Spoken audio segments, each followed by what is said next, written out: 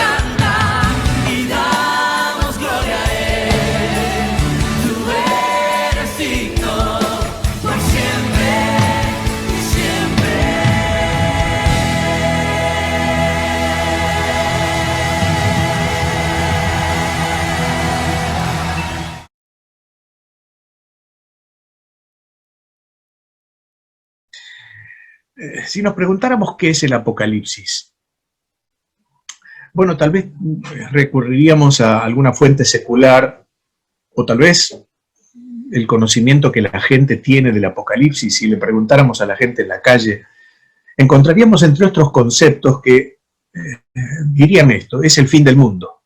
El Apocalipsis es el fin del mundo, o la desaparición del mundo, del universo, inclusive en una forma catastrófica. Así que muchas veces Apocalipsis es sinónimo de caos, de desastre, de catástrofe, de cataclismos, de devastación, en fin. Esa es un poco la idea que hay en torno a la palabra Apocalipsis. Pero debemos preguntarnos, ¿es exactamente eso lo que significa? En ninguna manera.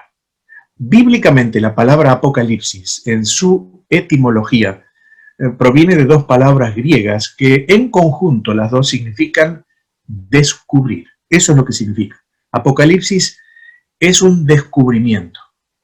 Diríamos un gran descubrimiento. Otra forma de expresar la palabra Apocalipsis es revelar o desvelar. Podríamos decir más sencillamente abrir un telón o levantar un telón o abrir una cortina para ver lo que hay detrás, lo que hay en el interior. Y eso es exactamente lo que Dios hace a través del Apocalipsis. Descorre un telón, el telón del futuro, para ver y conocer las cosas que Dios hará en el mundo y también con las personas y con los ángeles. Por eso el Apocalipsis no es un libro misterioso, esotérico. Fíjese, si tiene su Biblia, en el capítulo 22 y versículo 10 de Apocalipsis, 22:10, que Dios le dice a Juan, no selles las palabras de la profecía de este libro porque el tiempo está cerca. No selles significa que es algo abierto, es algo para que se pueda leer y para que se pueda entender. Es cierto que el Apocalipsis habla de juicios catastróficos, es verdad, pero no todo en este libro es catástrofe. Al contrario, fundamentalmente es un libro de triunfo, de gozo, de alegría, de victoria, donde el bien vence definitivamente al mal. Es un libro en el cual Jesús, el Hijo de Dios, será el que triunfe finalmente y establezca su reino de paz y de justicia.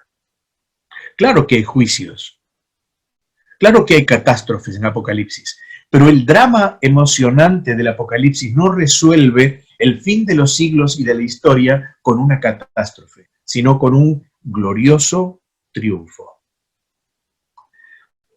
Para algunos, por cierto, el Apocalipsis es un libro incomprensible. Para otros es un libro fascinante. Para algunos es un libro místico, para otros lleno de verdades prácticas para la vida cristiana. Para algunos es un libro enigmático, inaccesible, pero para otros es una fuente de verdad consoladora. Apocalipsis sin duda es un libro único, lleno del esplendor de sus imágenes, lleno de la majestad de sus visiones inspiradas, del misterio de sus símbolos, de la presentación dramática de sus juicios, de la maravilla de sus promesas y de la gloria de su verdad en la persona de Jesucristo, el Señor. En esencia, Apocalipsis es un libro escrito en una época, los finales del primer siglo de nuestra era, en la cual los cristianos sufrían la persecución imperial de Roma. Sufrían el desarraigo de sus tierras, la expropiación de sus bienes, la lejanía de sus familias, la soledad del destierro, la lobreguez de prisiones, torturas, muerte. Muchos corrían el peligro de abandonar su fe debido a esas persecuciones, al riesgo mortal que corría la vida de cada cristiano, o tal vez a la seducción del mundo de aquel entonces, o al temor por los juicios futuros, etc. Estar al lado del Salvador, confesarle como Señor, en vez de hacerlo al emperador romano, el Kyrios, el Señor, era un peligro presente, pero también significaba un triunfo final. La carga de una cruz en la vida presente, pero la esperanza segura de una corona de gloria en el porvenir. Así que el claro mensaje de Apocalipsis es de consuelo y de fortaleza, basado en las promesas fieles de Dios a los suyos, al triunfo final de Jesucristo sobre el mal, sobre el maligno y sobre sus huestes. Por eso, el mensaje de Apocalipsis es que los hombres pasarán, los imperios caerán, Satanás y su reino serán vencidos, pero al fin, el supremo triunfo del Cordero marcará el fin de la historia y el principio de una nueva eternidad. Apocalipsis es un libro de juicios y de condenación. El pecado y la maldad recibirán su castigo eterno. La rebelión de ángeles y de hombres tendrá un final en el implacable juicio y el lago de fuego donde serán lanzados por la ira del Cordero. Pero también habrá para aquellos que confían en Jesús un final de gloria. El Apocalipsis nos habla de una multitud incontable de hombres y mujeres vestidos de blanco,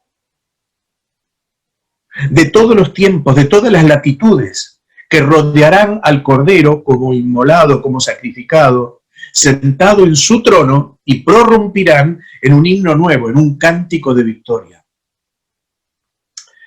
Apocalipsis es un libro de contraste, fíjese. En Génesis está el comienzo de todas las cosas. En Apocalipsis está la consumación de todas las cosas. En Apocalipsis hay un lago de fuego, pero también hay fuentes de agua de vida. Hay un destino de eterna condenación para los perdidos, pero también hay un destino de gloria en el cielo para los salvados. Hay una tierra y un cielo que se deshacen por los terribles juicios de Dios. Pero también hay una tierra nueva y un cielo nuevo que Dios creará, donde dice la Biblia, mora la justicia, y en el cual Dios enjugará toda lágrima y quitará el dolor, el pecado y hasta la muerte. Nunca más habrá esas cosas. En Apocalipsis hay lamentos por la caída de la gran Babilonia.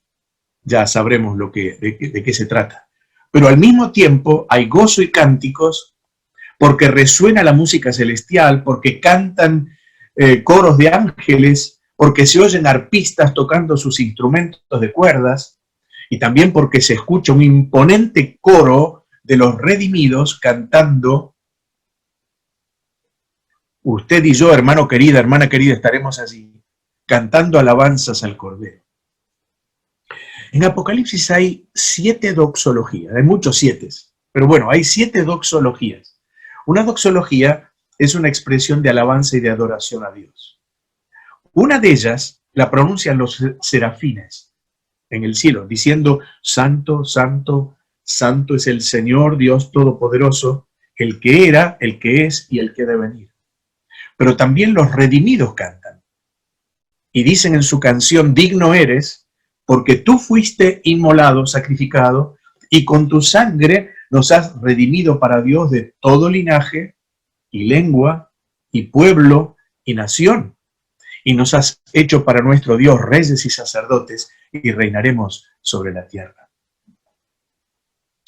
En esta profecía, Dios revela sus planes y sus propósitos para el mundo incrédulo, para Satanás y su imperio de sombras, y también para el creyente y la iglesia, pero fundamentalmente sus planes y propósitos para una persona gloriosa, el Señor Jesucristo. Por eso, la persona de Cristo es la persona central en el Apocalipsis. Se le presenta como el Señor de la Iglesia, en los capítulos 1 al 3, como el Cordero de Dios glorificado en los capítulos 4 y 5, como el juez de todo lo creado en los capítulos 6 al 18, y como el Rey de Reyes y Señor de Señores en los capítulos 19 hasta el final, hasta el capítulo 22. Pensemos, ¿quién escribió el libro del Apocalipsis? Bueno, el autor del Apocalipsis, a pesar de que algunos dicen que no, creemos firmemente que es Juan, el apóstol, el discípulo amado del Señor, y lo escribió hacia fines del primer siglo, allá por el año 95, 96 aproximadamente. Estaba en el exilio Juan, estaba en la isla de Patmos, un pequeño montículo de confinamiento penal del Imperio Romano en medio del mar Egeo, frente al Asia Menor, hoy Turquía, solito, en medio de aquel lugar. Fíjense que la palabra mar se repite 26 veces en el libro de Apocalipsis. sin duda impactaba en el corazón de aquel ancianito, solo allí en la isla desierta de Patmos. El libro del Apocalipsis se suele dividir naturalmente en varias secciones. Lo pongo en pantalla para que ustedes lo puedan ver, porque si no, uno se olvida. Primero hay una introducción, y luego hay una división que Juan presenta en el capítulo 1 y verso 19, cuando el Señor le dice, escribe 1:19, escribe las cosas que has visto, y las que son, y las que han de ser después de estas. Las cosas que has visto es la visión que Juan tuvo de la gloriosa persona de Cristo en el capítulo 1, versículos 9 al 20, que miraremos luego, en otra ocasión. Las cosas que son, que eran en el tiempo presente de Juan, son las cartas a las 7 iglesias, capítulos 2 y 3. Y las cosas que serán después de esta, es todo el resto de la profecía de Apocalipsis, de los capítulos 4 al 22. Capítulo 1, busque su Biblia, por favor. Así lo leemos juntos. Capítulo 1 y versículos 1 al 8. Si no tiene Biblia, o si prefiere, estará en pantalla expuesta. Dice Apocalipsis capítulo 1 y versículo 1. La revelación de Jesucristo que Dios le dio para manifestar a sus siervos las cosas que deben suceder pronto, y la declaró enviándola por medio de su ángel a su siervo Juan, que ha dado testimonio de la palabra de Dios y del testimonio de Jesucristo y de todas las cosas que ha visto. Bienaventurado el que lee y los que oyen las palabras de esta profecía y guardan las cosas que en ella están escritas, porque el tiempo está cerca. Juan, a las 7 iglesias que están en Asia, gracia y paz a vosotros del que es y que era y que ha de venir, y de los 7 espíritus que están delante de su trono, y de Jesucristo, el testigo fiel, el primogénito de los muertos, y el soberano de los reyes de la tierra, al que nos amó y nos lavó de nuestros pecados con su sangre, y nos hizo reyes y sacerdotes para Dios su Padre. A él sea gloria e imperio por los siglos de los siglos. Amén. He aquí que viene con las nubes, y todo ojo le verá, y los que le traspasaron, y todos los linajes de la tierra harán lamentación por él. Sí, amén. Yo soy el Alfa y la Omega, el principio y el fin, dice el Señor, el que es, y que era, y que ha de venir, el Todopoderoso. Hay 4 cosas que quiero destacar en esta breve introducción del libro del Apocalipsis. Una revelación, una bendición, una salutación y una promesa. Empecemos por la primera, entonces, una revelación. La revelación de Jesucristo dice que Dios le dio para manifestar a sus siervos, versículos 1 y 2, las cosas que deben suceder pronto, y la declaró, dice, enviándola por medio de su ángel a su siervo Juan, que ha dado testimonio de la palabra de Dios y del testimonio de Jesucristo y de todas las cosas que ha visto. Aquí tenemos el significado de la palabra Apocalipsis, como decíamos antes, la revelación. Es una revelación que pasa por 5 instancias. Fíjese, dice que Dios la dio. Se la dio a Jesucristo. La declaró a través de un ángel. Se la declaró a Juan. Y Juan la dejó como testimonio para todo aquel que la lee. Dice específicamente a sus siervos. Sus siervos somos nosotros, usted y yo, querido hermano, querida hermana, entre tantos. Los siervos, los servidores de Dios, qué título honroso, ¿verdad? Los creyentes en Cristo de todas las épocas, aquellos para quienes fue escrita la revelación. La Biblia es la revelación de Dios, de su persona y de sus propósitos obviamente eternos, desde la eternidad y hasta la eternidad. Es una revelación progresiva. El autor de la carta a los Hebreos dice en capítulo 1, versículos 1 y 2, que Dios habló muchas veces y de muchas maneras en tiempos pasados a los antecesores de aquellos que recibieron la carta, y lo hizo a través de los profetas, pero en los últimos tiempos, dice, nos habló por su Hijo Jesucristo. En la antigüedad era una revelación parcial, dice, muchas veces y de muchas maneras, hasta que Dios se reveló a través de Jesús. En Él se cumple totalmente, exhaustivamente, la revelación de Dios a los hombres. Ahora, ¿cómo podemos enterarnos de esa revelación de Dios? Únicamente a través de la Biblia.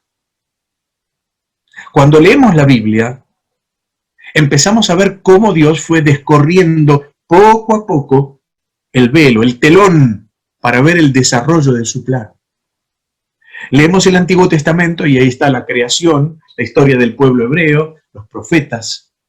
Leemos en los Evangelios la historia de Jesús, su vida, su muerte, su resurrección, su ascensión, sus mensajes. Pasamos a Hechos de los Apóstoles, el nacimiento de la iglesia y su desarrollo, el mensaje del Evangelio llevado por los apóstoles al mundo conocido en el primer siglo de nuestra era. Las epístolas apostólicas luego, donde está la doctrina cristiana explicada. Y cuando llegamos al Apocalipsis, Dios termina de correr el velo. Y en esa revelación completa aparece la consumación del programa divino desde el principio y a través de los siglos hasta el fin. Claro, Satanás se opuso a ese plan divino desde el principio. Por él entró el pecado en el mundo y trastornó la obra perfecta de Dios en el hombre y en la creación. Y entonces se necesitó otra obra, otro plan de Dios, la obra de la redención, la obra de la restauración, no solamente del hombre, sino de todas las cosas. Lo logró Jesús, lo concretó en la cruz del Calvario. Pero ese Señor victorioso llegará a derrotar al enemigo de Dios y al enemigo de los hombres también.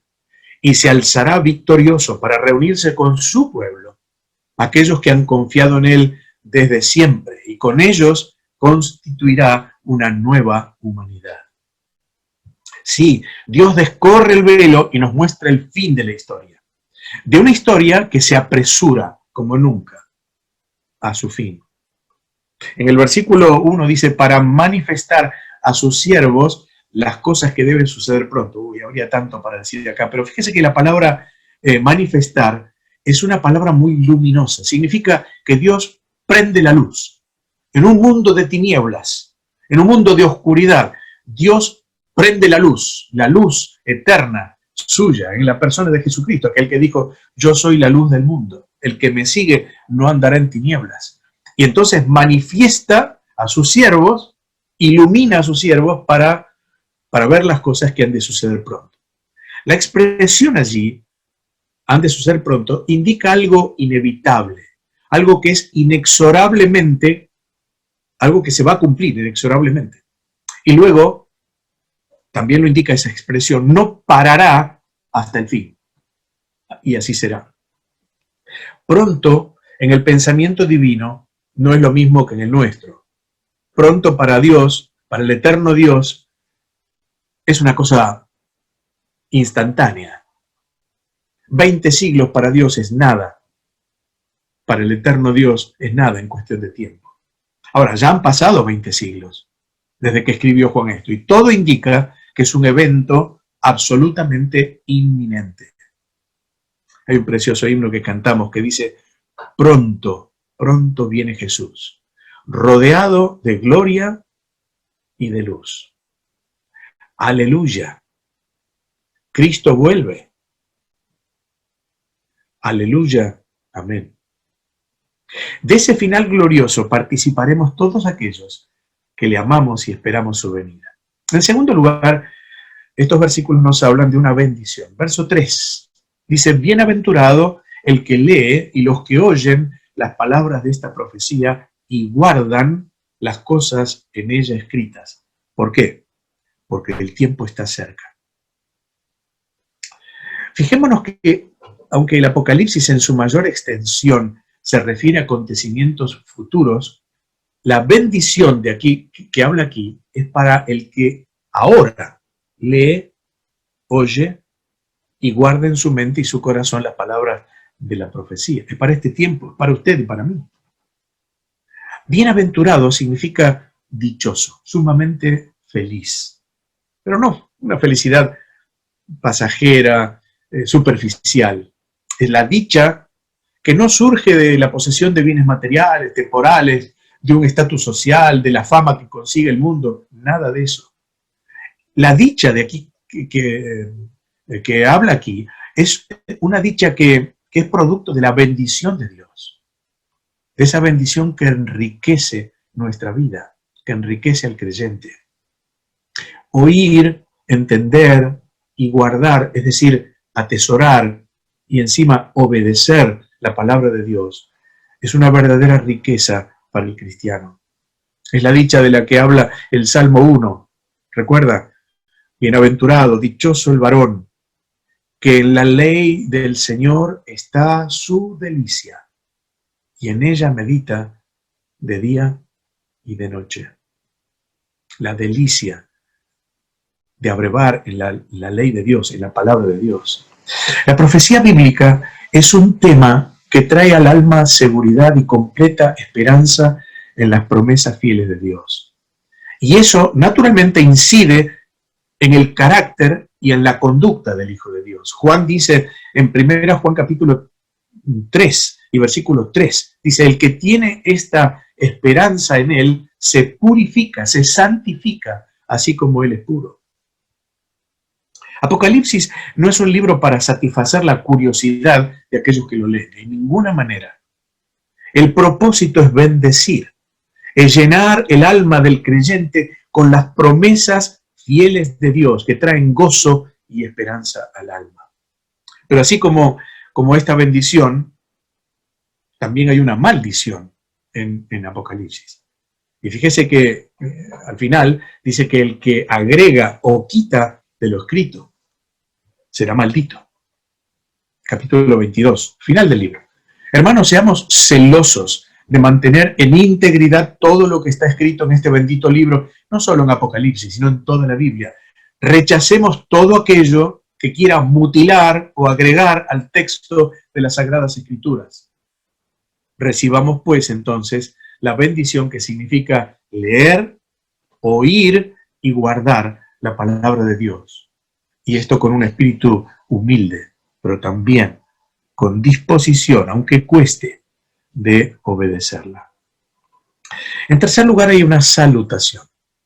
Dice en los versículos 4 al 6 Juan, a las 7 iglesias que están en Asia, gracia y paz a vosotros, del que es y que era y que ha de venir. Y de los 7 espíritus que están delante de su trono, y de Jesucristo el testigo fiel, el primogénito de los muertos y el soberano de los reyes de la tierra, al que nos amó y nos lavó de nuestros pecados con su sangre, y nos hizo reyes y sacerdotes para Dios su Padre. A él sea gloria e imperio por los siglos de los siglos. Amén. Juan está escribiendo con un propósito, enviarlo a las 7 iglesias del Asia Menor. Esas 7 iglesias, hoy sería en Turquía, en el territorio de Turquía, se mencionan en los capítulos 2 y 3 que ya estudiaremos. Es un saludo típico apostólico. Dice gracia y paz. ¿Cuánto necesitamos eso? La gracia y la paz de Dios. Y este saludo es invocando al trino Dios. Dice Dios el Padre, el eterno Dios, el que es y que era y que ha de venir. El yo soy de la eternidad, el que existió, existe y existirá eternamente. Pero luego habla de los 7 espíritus que están delante de su trono. No que haya 7 espíritus en vez de uno. Es el Espíritu Santo, pero es el Espíritu Santo en la plenitud de sus perfecciones, como indica el número 7. Finalmente menciona a Jesucristo, el testigo fiel, dice, el que ha hablado la palabra de Dios, el que trajo la palabra de Dios a los hombres, el primogénito de los muertos, es decir, el que tiene la preeminencia, y el soberano de los reyes de la tierra. Y termina con una preciosa doxología. una expresión de alabanza al Señor que hacemos nuestra, al que nos amó y nos lavó de nuestros pecados con su sangre y nos hizo reyes y sacerdotes para Dios su Padre. Tres grandes cosas dice aquí que Cristo hizo en nuestra vida. En primer lugar, dice, al que nos amó, al que nos amó. Es una declaración maravillosa.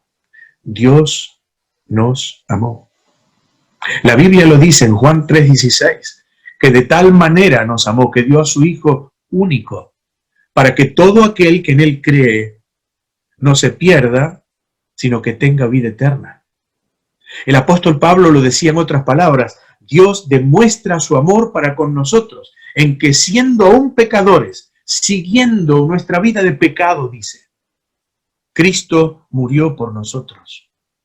Pero también dijo una cosa sorprendente para Él y para nosotros. Dice, el Señor me amó a mí y se entregó a sí mismo por mí.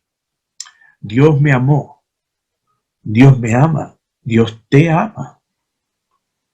Tal como eres, tal como estás, tal como te encuentras, con tus pecados, con tus faltas, con tus caídas, con tus equivocaciones, con tus miserias, con tus penas. Y Dios proveyó un medio de salvación en la persona de Jesús. Él murió por ti. Él te quiere salvar hoy mismo. Si arrepentido de tus pecados y deseando dejarlos para siempre, para comenzar una nueva vida, le recibes en tu corazón como tu Salvador personal. Hazlo hoy mismo, ahora mismo, porque Dios te ama. Dios te ama. Si ya eres cristiano, si ya eres cristiana, Él quiere llenar tu vida de bendición y de paz, de gracia y de paz. Y esto solo se logra andando en sus caminos y obedeciendo su palabra. La segunda cosa, tengo que abreviar, que dice aquí es, nos lavó, o mejor, nos libertó de nuestros pecados con su sangre. Eso es lo que hizo Jesucristo con aquellos que hemos creído en Él. Nos libertó del poder del pecado. De ese pecado que ya no reina más, si así lo queremos, en nuestras vidas. Si así permitimos que Él domine, reine en nuestra vida. Nos hizo nuevas personas.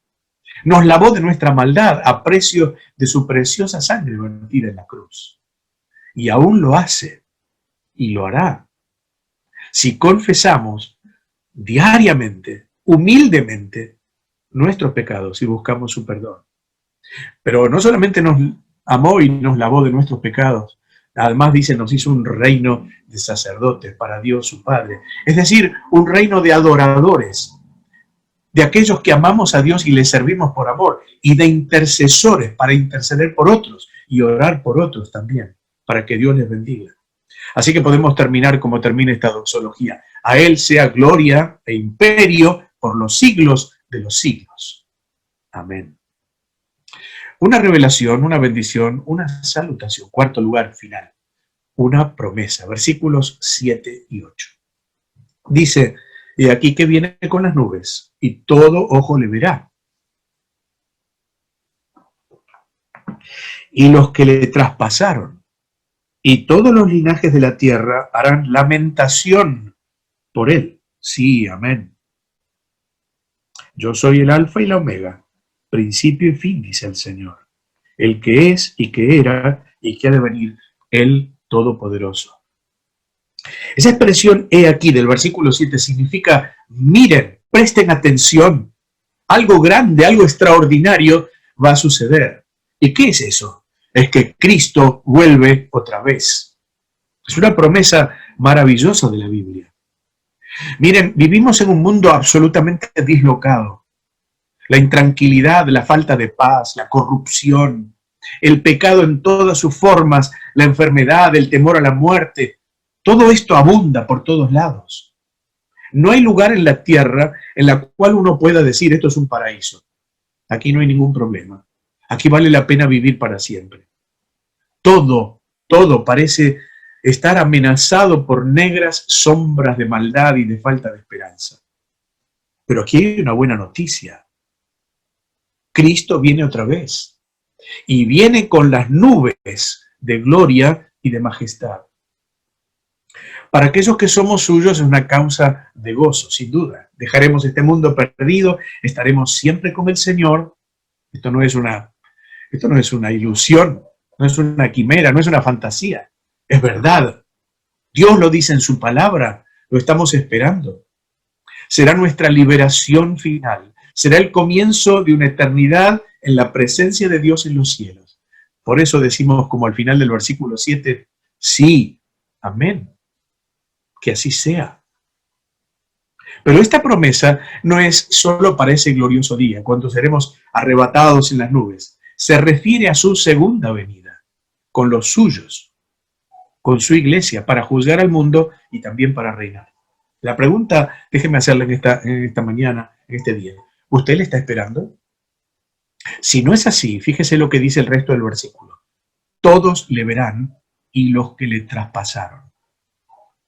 Ese día, cuando venga en gloria a Jesucristo, aquellos que le negaron, que le rechazaron, que le traspasaron, no solamente cuando le clavaron en la cruz, sino le traspasaron el sentido de rechazarle, de no creer en él, de no confiar en él. Y dice acá, todas las naciones de la tierra, todos los linajes, se lamentarán. Los juicios severos del día de la ira de Dios caerán sobre ellos. Ay de ellos, como lo enseña el Apocalipsis. Así que mi mensaje para usted hoy es este: huya de la ira de Dios venidera. Refúgiese hoy mismo en Jesús, el Salvador. Es Él mismo quien lo asegura que va a venir. Es Jesucristo, el alfa y la omega, la primera y la última letra del alfabeto griego. Es decir, el principio y el fin. Antes de Él, nada. Después de Él, tampoco. El que es y que era y que ha de venir. Podemos confiar en Él y en su palabra. Podemos. Gloria a su nombre. Le damos gracias a nuestro hermano Eduardo por el estudio que ha preparado sobre este tan interesante libro que es el Apocalipsis. Y antes de cerrar por el día de hoy vamos a tener una oración, pero previamente repasamos los anuncios. El día domingo a las 11 de la mañana tendremos la Cena del Señor y continuado el encuentro familiar, un momento de alabanza y posteriormente el mensaje de la palabra de Dios. Y el miércoles que viene a las 20 horas por Zoom compartiremos un momento de oraciones y seguido, como en estos momentos a las 20:30, un nuevo estudio de la palabra del Señor. Y ahora cerramos con una oración y ya nos podemos despedir. Padre Celestial, te damos gracias por un nuevo miércoles que nos pudimos volver a encontrar de esta manera virtual como lo estamos haciendo. Te pedimos por cada una de las actividades. Ya estamos mitad de abril, ya la mayoría de las actividades de nuestra iglesia comenzaron. Te pedimos por cada una de ellas que nos bendigas en este año. También te pedimos por cada hermano y cada amigo que nos está mirando en estos momentos, que bendiga su vida y que los cuides. Te damos gracias por todo, en el nombre del Señor Jesús, amén.